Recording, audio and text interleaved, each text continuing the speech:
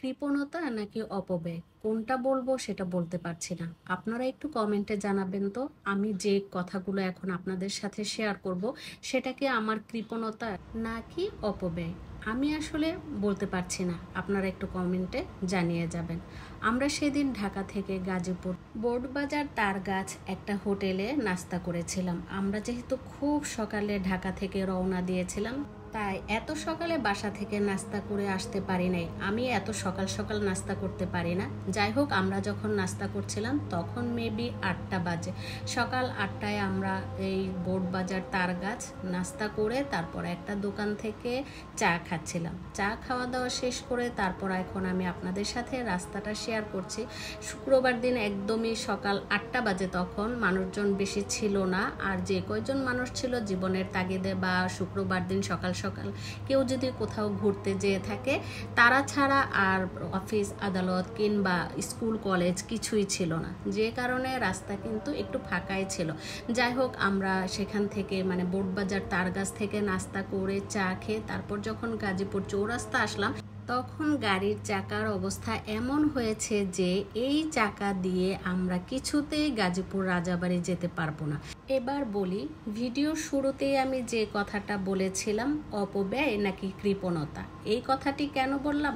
আমাদের গাড়ি রেখে, মানে আমরা তো আমাদের কালো গাড়ি, এটা আপনারা অনেকেই জানেন, আমাদের কালো গাড়ি রেখে গ্যারেজ থেকে একটা গাড়ি নিয়েছিলাম আমরা, যেন আমাদের একটু খরচটা কম হয়। এটা যেহেতু সিএনজি করা গাড়িতে গেলে আমাদের খরচটা একটু কম হবে, তাই আমরা এই গাড়িটা নিয়ে আসছিলাম একটা গ্যারেজ থেকে, যে গ্যারেজে আমাদের গাড়িটা দিয়েছিলাম কাজ করার জন্য। তো সেখান থেকে এই গাড়িটা নিয়ে যখন আমরা যাচ্ছিলাম, তো এমন অবস্থা হবে ভাবতেই পারি নাই। এখন এ কারণেই আমি এই কথাটা বললাম যে একটু খরচ কমানোর জন্য আমরা যে কি পরিমাণ ব্যয়ের মধ্যে পড়ে গেছি এটা আর বলার অপেক্ষা রাখে না। চাকার অবস্থা এমন ছিল যে আমাদেরকে নতুন চাকা ব্যবহার করতে হয়েছে। নতুন চাকা না নিয়ে আমরা কিছুতেই সেই চাকাটাকে রিপেয়ার করে আমরা গাজীপুর রাজাবাড়ি যেতে পারছিলাম না। তো যাই হোক, এটার কারণেই কিন্তু আমি আপনাদেরকে বলেছিলাম যে অপব্যয় বলবো নাকি কৃপণতা বলবো, জানি না কোনটা বলবো। এমনটা হবে জানলে তো আমি আমাদের কালো গাড়িটা নিয়েই কিন্তু চলে আসতাম। যাই হোক, আপনাদের সাথে শেয়ার করলাম। আপনাদের সাথে যেহেতু ভালো মন্দ সুখ দুঃখ সব কিছুই শেয়ার করি, এটাও আমি আপনাদের সাথে শেয়ার করলাম।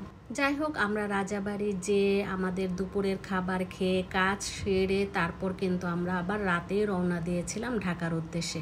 গাজীপুর থেকে কিন্তু আমরা কাঁঠাল কিনে নিয়ে আসছিলাম। আর এই যে দেখেন কাঁঠাল, গাজীপুর রাজাবাড়ি থেকে কাঁঠাল কিনে গাজীপুর পোড়াবাড়ি থেকে মাঠা খেয়ে তারপর আমরা ঢাকার উদ্দেশ্যে রওনা দিয়েছিলাম।